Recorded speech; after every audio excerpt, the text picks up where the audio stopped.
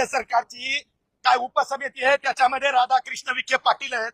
मला राधाकृष्ण विखे पाटील आणि सगळ्या कमिटीला सांगायचंय, अरे बाबांनो, अगोदर भारतीय संविधानामधून जो कायदा निर्माण झाला त्या कायद्याला म्हणतात रिझर्वेशन ऍक्ट, तर वाचून घ्या.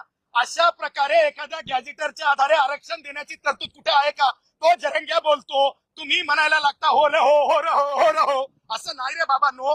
गॅझेटरच्या आधारे कोणत्याच प्रकारे मागासलं ठरत नाही. एका वर्गातून दुसऱ्या वर्गात पाठवा असं ठरत नाही.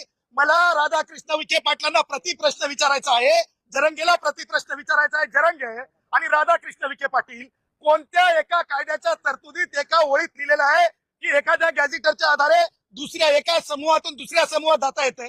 आणि गॅझेटरचा अर्थ काय? गॅझेटमध्ये पब्लिश झाल्याच्या नंतर वेगळं लागू करण्याची तरतूद कुठे आहे?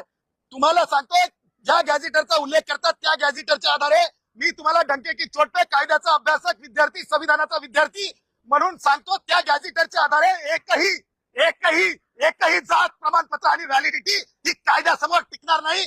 माझे मराठा भाऊ, मेरे लगते जिगर मेरे मराठा भाई, जिनसे मैं बहुत प्यार करता हूं, वो मराठा भाइयों के साथ जो राजनीति की जा रही है विपक्ष की तरफ से, ही चुकीची आहे आणि त्यांना भुरळ घातली चालली, चुकीच्या मार्गाने नेलं चाललंय. माझा मराठा भाऊ ओबीसी कुणबी म्हणून जाऊ शकत नाही. परंतु शिवेंद्रराजे भोसलेंनी आता शब्द दिलाय जरांगेंना की आम्ही सातारा आणि औंध गॅजेट जी आहे ती लागू करू, 15 दिवसात अंमलबजावणी करू, असं शिवेंद्रराजे भोसले म्हणतात. अहो शिवेंद्र, काय नाव आहे त्यांचं?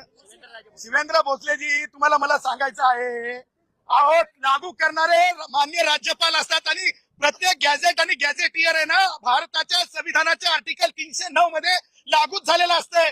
त्याचा अर्थ वेगळ्या डबल गॅझेटर लागू करणं हे कसं होऊ शकतंय? आणि त्या गॅझेटरच्या आधारे शिवेंद्र भोसले जी असतील किंवा आमच्या राधाकृष्ण विखे पाटील